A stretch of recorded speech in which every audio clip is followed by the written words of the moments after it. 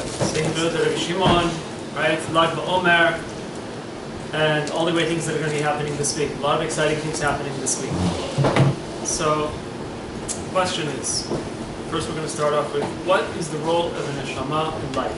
And the Yochai answered this with a pasuk from this week's parasha, Parashat Yohai. If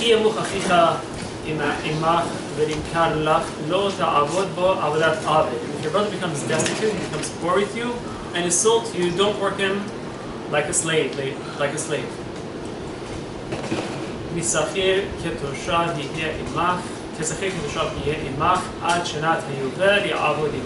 an employer, hired resident, he's going to be with you until the Yovel, the 50th year, he shall work with you. And he's going to go out from you, him and his children, with him, and he's going to go back to his family, the status of his forefathers. They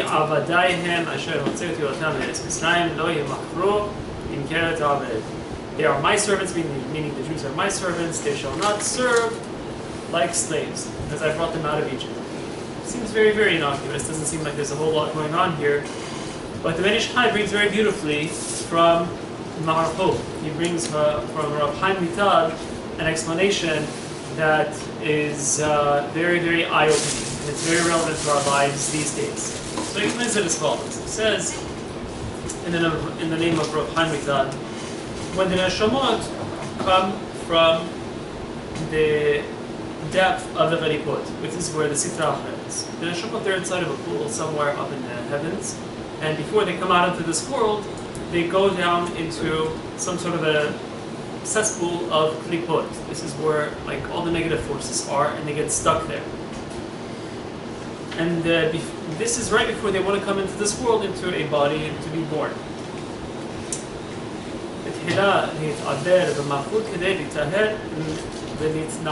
They have to go into Malchut, whatever this Malchut is, we're not interested in right now, but they have to go into Malchut in order to cleanse themselves and then to come into this world. And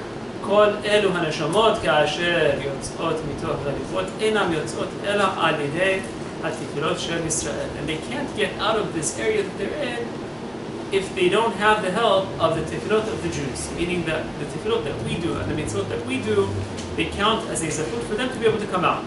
Now, אם אז יזדמן יציאת העליית איזה נשמה מתוך הגליפה ולהתעבר במלכות ולהתהפך כנזכר לאל, and if one of these neshamot goes down into the Klipot and he's about to come out and he's about to come into this world, what happens to it? יש יכולת באותה נשמה שבמלכות לאחוז באותם הנשמות הנפגמות קודם שירדו אל הגליפות. He has the power to grab some of these other neshamot that went down there and bring them over with him. And he's going to bring them, prepare them for coming down into this world that we live, to be born again. Not like they say, but like we live. They're going to get their tikkun over there, they're going to get fixed over there, whatever it needs to get fixed, their neshamas, they're going to get prepared, they're going to get their suits pressed, ready to come down into this world. אומנם, אי אפשר זה אם לא שיניח חלצת רוחה ישתה בגבה. So, this one neshama that fell down there, and he's bringing all these other neshamot with him, what happens? He leaves a piece of himself in their hands. Meaning his neshama gets tied with their neshamot a little bit, and he leaves a piece of himself with them before he leaves and before they leave. So when they come out into this world, they have a piece of his neshama with them. And this is what's interesting. נותנת כוח אחד ממנה באותה נשמה הפגומה והיא מתלבשת בהי רוחה ועל ידה היא נטחנת. So through this neshama that was added to them, they are able to fix themselves. וזה הרוח נשאר תמיד עמך קשור עד זמן תחיית המתים ואז הן נתפשו. Meaning that this neshama that came and attached to these other neshamas, and it's in their hands now, it's going to stay with them throughout their lives until they die, until Tehiyat HaMetim, and that's when it comes and separates from them and goes back to the original neshama. It's a very, very interesting concept of how neshamot come into this world, meaning that we could either have given part of our neshamas to someone else. I don't know if I personally don't think I'm on that level, but it's quite possible that some other person came down into that pool, gave part of his neshama to me, and brought me out. So I'm carrying another person's neshama along with me throughout my life, and this is going to stay with me even after death until Tehiyat HaMetim, until the resurrection of the dead. And at the resurrection of the dead, that's going to split from me and go back to its original owner. What's the connection with this week's parsha? The pasuk that I read for you.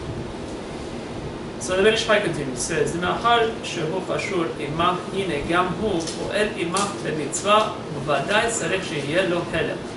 This neshama that's traveling with me throughout life, that helped me out of that pool over there, gave me my lifeboat. This neshama is traveling with me throughout my life, and any mitzvah that I do, you get some credit for it. It's a good deal.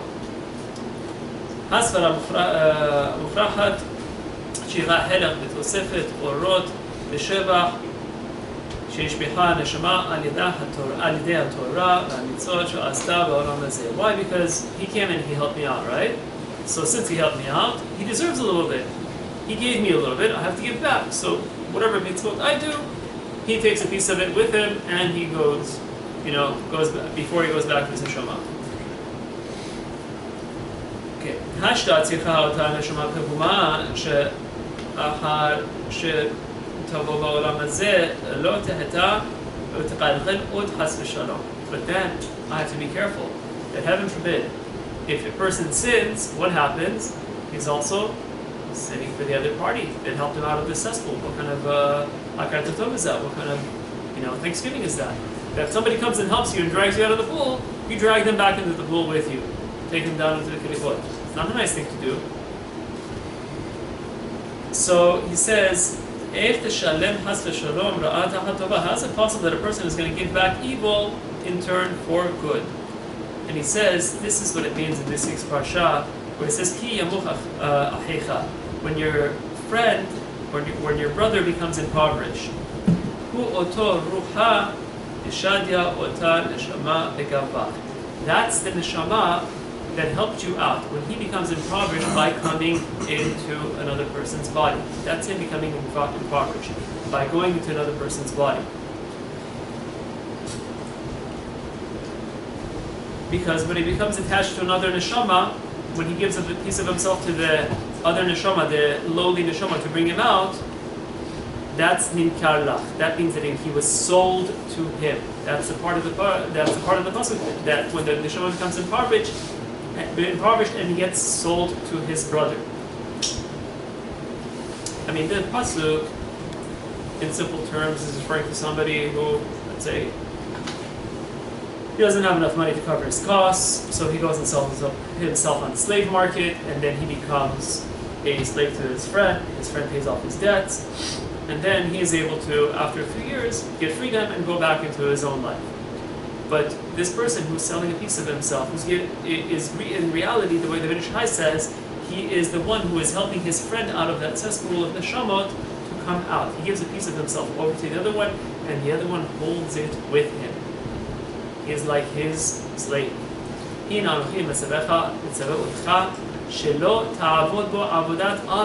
treat him like an eved, don't treat him like a slave. כל מלאכה שירצה ממנו, ואפילו מלאכה בזויה ומנוולת. That an eved is supposed to treat his, a master, he is not allowed to treat his friend, or his brother who has become a slave, like any other slave. He's supposed to treat him with dignity. What's the difference between treating him with dignity versus treating him like a slave?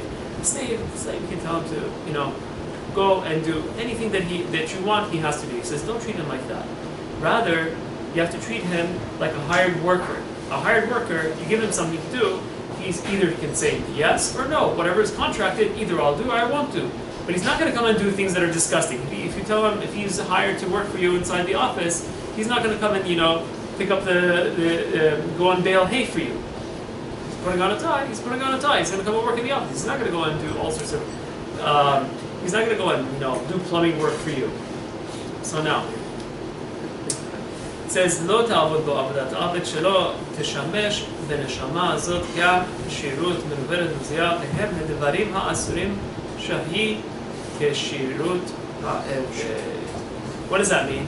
That means that when a person sins, he is giving this other neshama that's with him a not good job. It's as if he's giving it a not good job. So he says, don't sin, because when a person sins, he's not only putting a pagam, he's not only putting something bad on his own neshama, he's also putting something bad on the neshama of the guy who came in with him. Ela, kesachir toshav yihya. He's going to be with you like a hired worker. That you're like a hired worker, that you're going to give him only good work, meaning that you're only going to try to do Torah and mitzvot. So it says here, Ad Shenat Yovel, Remez Rizman Tehiyat Metim. And it says until the time of the Yovel, that's a hint to the time of Tehiyat Metim, when you're going to go ahead and give it back, and then he goes free. Ela Lokeach Helech Mitosefet Orot V'Ashevach Sheshpiach HaNeshama Mitorah U'Mitzvot V'hen Yechlein Banav Sheyatzku V'Na'asur V'Nithavu Mimenu. So it says that he can take his children and go. What are his children? The Torah and mitzvot that you did, he takes along with him and he goes. That's what he can take with him. And it says, Ki avadaihem, because they are my servants, Asher hotzetu otam me'eretz Mitzrayim, because I took them out of Mitzrayim, not literally the land of Mitzrayim here, but out of that pool of Neshamot that was not so clean. I took them out of there. Lo yemachu min keret abed. For that reason, you should not treat him like an Ed. So it gives a new idea of what this neshama is doing here. So now the question is, what happens if you sin? Not only have we done something bad for ourselves, apparently now we have to have a guilt trip, right? The Jewish guilt trip, and now we did something bad for somebody else as well. So now what?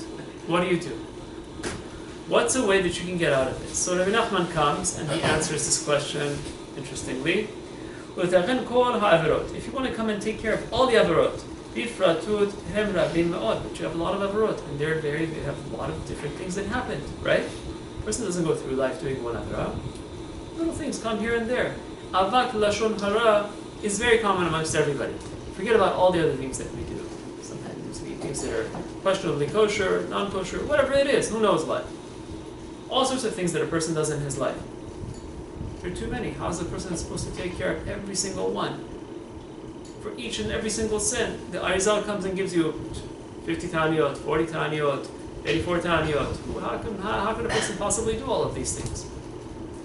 So he says, "V'chaved al ha'adam." It's going to be very heavy for a person. It's impossible to fix all of them. Because each single negative commandment that he transgressed has very many details. לכן צריך לתקן כלליות העדים על ידי תיקון הבדיד. So you can come and you can take care of all of these in one shot with one thing, with תיקון הברית. שהוא כללות, which one? תיקון הברית. שהוא כלליות הגידים, because this one comes and is the mother of all, but this one includes all of the other evarim, all of the other appendages of a person inside of it.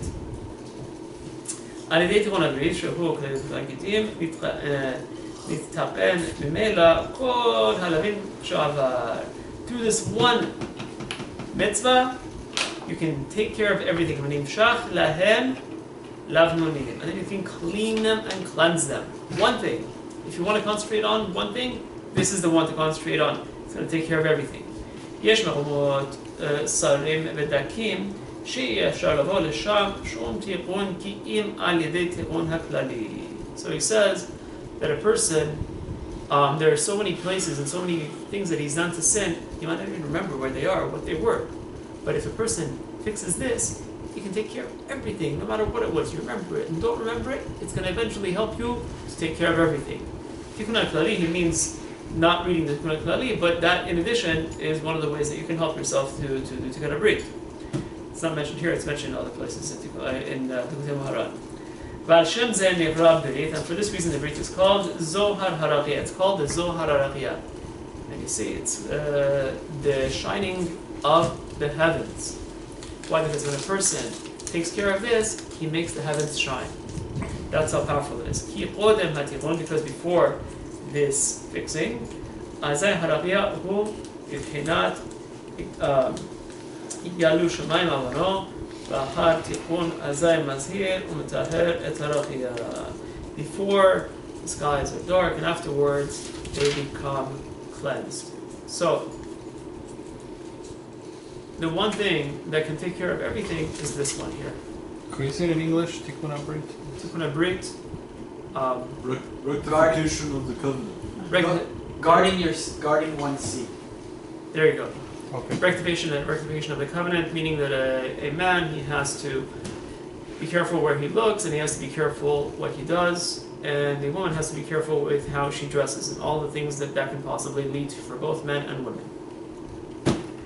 Whoever understands will understand.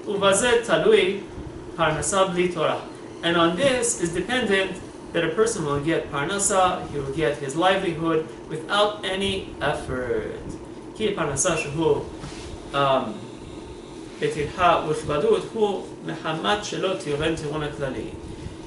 and the reason a person has difficulty in getting parnasa is because he didn't do tikkun klali, not because he didn't sign the right contract, or the guy tricked him, or he didn't make the right decision, he pressed the wrong button when he was, making his choices in stocks. It doesn't have to do with that. It says here, this will take care of everything. This one mitzvah will take care of everything. Kiman tizareh perurin denachama aniyot radef avatre. That a person who, heaven forbid, sent out his bread into the waters, or he sent out his bread under people's feet, that they trample on it, this will bring about for a person aniyut, which is poverty. I mean, this Gemara in Chulin that talks about this. There's a nice story that goes along with this, that a person should be very careful that if he has bread, he doesn't let the crumbs fall on the ground, and heaven forbid people walk on them, because that can cause a person to have aniyut, to become poor. So Rabbi Nachman here, he comes and he translates it, and he tells you that don't think of it as just peririm of lechem, that it's pieces of bread. Rather, think of it as being a person's seed, a man's seed. So now, not an easy thing to do, especially these days. You walk out into the streets, you're hit with billboards. You open your phone, you're hit with emails, or who knows what else that's on their ads. Everywhere you look, something's happening. So how can a person come and do this in one shot? What's the easiest way to have a key to help this out? So Nachman says like this: if a person becomes anav, if a person becomes humble, humility will give a person easily to have tikkun habrit.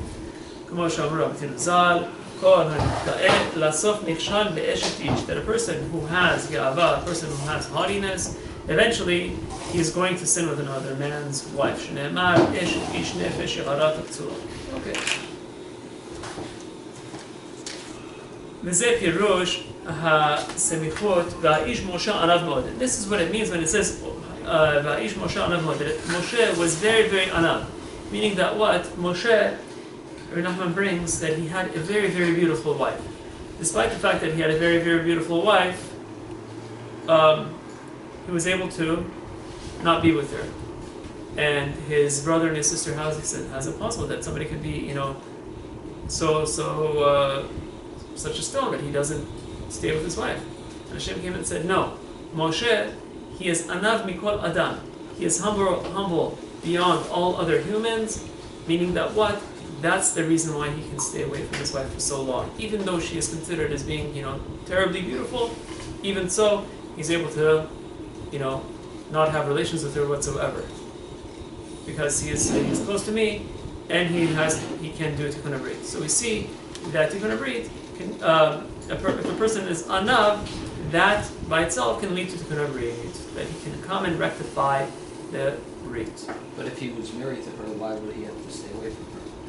because it was constantly on call from Hashem. That at every moment, Hashem would call on him, and he had to be ready. So if a man is with his wife, there's a time of purity that he needs to go through in order he has to go to mikveh, whatever it is. There's a little bit of a distance before he can actually be with his wife. After a seminal emission, whether it's even if with his wife, he has to go to mikveh and so on and so forth in order to be able to purify himself to be normal again, so to say. So therefore Moshe didn't have that time period, didn't have that leeway.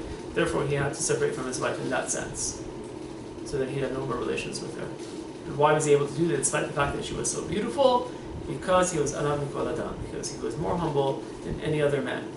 So, tracing all this back, we see that Anava, the idea of humility, is very, very great. It's very great. And we have to say that anyone who reaches a very, very high level of Torah also has to be very, very Anav. We see that in Moshe already. So we're going to see whether or not Rebi Shimon and his son, Rav Elazar, had this midah or not. Let's see. So it says in Pele Yoetz, with regards to the Zohar, it says that a person, if he wants to litaher l'chadesh hanefesh, if he wants to clean his nefesh, v'afilu ilo yada mai pe'amar, even if he doesn't know what he's reading, v'shogeh bo shegiot hareh, and if he makes many mistakes as he's reading it, v'diglo alai ahava, Hashem says it's okay. Even his dilugim, even the way he reads, it's for me like ahava, and I'm fine with it. He can do tikkun hanefesh by reading the Zohar. And I heard from Rabbi Yonatan, it's loved up with the Zohar that you would read any other sefer that has to do with Sodot, the Sefarim of the Arizal, or any other book that is very, very holy. He mentioned two books, the Maharan. He also mentioned the Orachaim. Probably Tanya would have also been clear, but these are the two that he mentioned to me. These two books, because they have so many Sodot inside of them, so many secrets of the Torah inside of them, they are on that level. But any of these books that a person reads, in and of itself, will bring it to do a tikkun nefesh. And he continues and says, "Ra'ui lechol adam liqah lo sefer hazohar hakadosh." It's proper for everyone to have the sefer Zohar for himself. V'zeh gader gadol la'adam, and this is a very great fence for a person. Shelo yasi'enu yitzro lefanot atzmo levatala, that his yetzer is not going to come and trick him. Ve'aseh zot efo ve'inatzel, and he should do it, and he will be saved. She'yaqabel alav seder limudim. They should have a seder for reading this every single day, just like he has a seder for reading Chai Parakim of Mishnah every day, or Sefer Tehillim, or Parshat HaZohar, any of these things. And whenever he has a little bit of time left over, I mean, Baruch Hashem, everybody has an iPhone or a smartphone, you can go and take it, you can find an app that has a Zohar, or any of these other Sefarim that we mentioned, and you can read a little bit of it. You're in line, you're walking, whatever it is, you can go ahead and use that time wisely, and it'll be a tikkun for the nefesh. Every day, if a person does this, in addition to working on his anava, in addition to working on his humility, this will also be a tikkun for his neshama. So now, we talked about the tikkun klali, we talked about reading of the Zohar. Let's do a little bit of background to the Zohar, Rebi Shimon and Baomer. Where does all this come from? Where's Remez to Rabbi Shimon in the Torah? Where do we see that? It says in Daniel, when Nebuchadnezzar was describing his disturbing dream to Daniel, he said it as follows: Ir v'chadish min shemaya nahit. If you take the first letter of each of these words, it spells out Shimon. This is what refers to, if you go to Kever Rashti, you'll see that it says in big letters, Ir v'chadish min shemaya nahit, on the over the gate. It's referring to this pasuk, and the translation is a wakeful Holy One descended from the heavens, and this is referring to Rabbi Shimon who descended from the heavens. So what's the background here? Rabbi Akiva's students knew how to revive the dead. They were that great. All the Tanaim that we have in the Torah, it's not just Yoshka that knew how to revive the dead. All the Tanaim, he was one of them. He lived during that time. He was that great. All of the people that lived during his period were able to revive the dead. So now, these 24,000 students, they were such great Talmidei Chachamim, they were so great in Torah, And yet, what happened?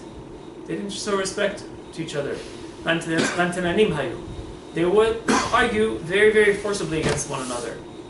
And this happened during what time? Haravila brings in Sefer Ed Hagalazeh that the time of Sifrat Omer, specifically these first 33 days, is a time of din, it's a time of judgment. And during this time of judgment, they were being judgmental towards one another. One din on top of another din, it caused their death. There's it's brought in Shara Pesukim and also Shara Gilgulim that there were Gilgulim of the 24,000 that died from what's that? Ammon and Moab. Not Ammon and Moab. No. Shevet. During that Shimon. Shevet Shimon. What? Well, they sin with Moab or something. No. Right. These were the ones who sinned with the Moabite. So fine. Aside from that, we don't need to get back into the idea of Gilgulim right now. The idea here is this: that regardless of what level of Torah you have, it's not going to last if you don't have derech eretz. That's not what Hashem wants. Hashem is not looking for someone to be, hamor noseh sefarim. He's not looking for someone to be like a donkey who carries books. He's looking for someone to be human, to be able to inculcate into his soul, and to be able to bring it out. And these 24,000 students, they were not able to bring it out. As Rabbi Azariah says, he says, if there's no Torah study, there's no derech eretz, and if there's no derech eretz, there's no Torah study. One cannot go without the other. Meaning that a person cannot have proper characteristics unless he has Torah, and a person cannot have proper Torah unless he has derech eretz. They go hand in hand. Symbiotic. There's a symbiotic relationship. If there is no wisdom, there's no fear of God. If there's no fear of God, there's no wisdom. These things are symbiotic, as Avi just said, and they go hand in hand. So now, this death spree, it ended on Lag Baomer. If you calculate it, it comes out to around 700 students that died daily on average. And how did they die? They died with a sickness that attacks the throat. Why? Because that was the vessel they were using in order to argue against one another. So that's exactly how they died. It's a very, very horrible death. Not very easy for a person to become choked while he's alive. Slowly. So we observe days of mourning during this period. There's no shaving, there's no music, there's no marriage. But it doesn't explain why we celebrate on Lag Baomer. How does that make any sense? If they just finished dying, killing 24,000 students, should be a day of great sadness. 24,000 just disappeared. So now we're going to come and celebrate? Doesn't make sense. Should be the exact opposite. So it says in Gemara Yevamot, 12,000 זוגים תלמידים היו לו לרבי עקיבא, he had 24,000 students, מגבת ועד אנטיפרס. וכולן מתו בפרק אחד. They all died in one time, מפני שלא נהגו כבוד זה לזה, because they did not give each other כבוד. You can disagree with somebody, but that doesn't mean you don't show them respect. והיה העולם שמם, and the entire world became quiet. So, the entire world became quiet. Why? Because if there's no Torah, the world can't exist. Meaning, the level of Torah in a matter of 33 days went from the skies all the way down to the earth. Nothing was happening. Until Rabbi Yochai came to our rabbis in the south, and they were counted amongst them, Rabbi Meir, Rabbi Yehuda, Barilai, Rabbi Yossi, Rabbi Shimon, Rabbi Lazar ben Shamuah. And these five were able to be pillars of the Torah at that moment. These five. He gave them smicha, and they became, his talmidim, and they were the ones who held up the entire world at that time. What does that mean? And what's the connection? Why is Rebi Shimon stuck there in the middle? So Rabbi Shimon says, in the Gemara it says, "Ra'iti b'nei aliyah behen mu'atin." I saw people who are on very, very high level, but only very, very few of them. Im elef hen, and if there are only 1,000 people that are on a very high level, ani ubeni mehen. My son and I will be counted amongst them. Im hem me'ah.